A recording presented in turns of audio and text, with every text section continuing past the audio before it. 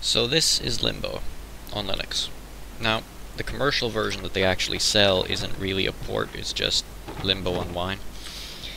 And probably because they wanted someone to pay if it didn't work properly, they used crossover instead of normal Wine.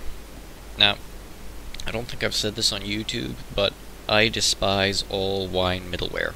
It is just not good. If you are a hardcore gamer, or even a gamer in any sense of the word, you don't like Wine middleware. Playonlinux, Cedega, crossover, you know, whatever the name of that one for Mac is, they just don't work.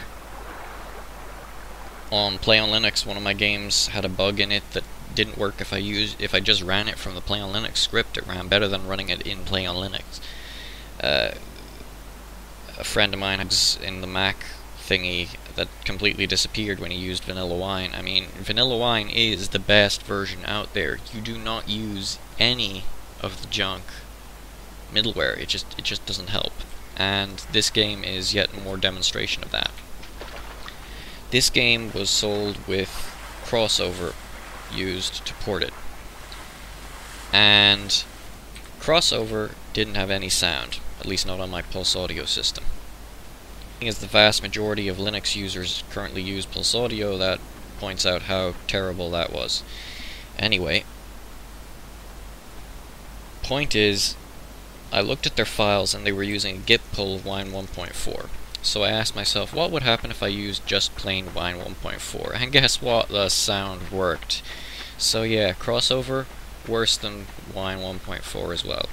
The only one I don't have any experience, the only middleware that I've mentioned that I don't have any experience with is Cedega, but that's been locked out of the source code for so long that they're probably completely dead by now anyway.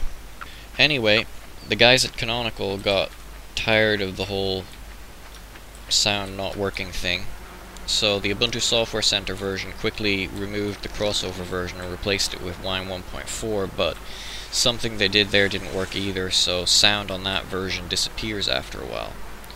What you're seeing here is standard Wine 1.4 installed manually by me. Works much better than any of the other prepackaged stuff that's supposed to be easy to use. So yeah, moral of the story, never ever use Wine middleware, it will only hurt you. So you might be noticing some tearing. That's because this game has hard-coded vsync, and I couldn't disable it. And of course I'm using an Xrender window manager, and Xrender has terrible tearing issues when vsync's enabled.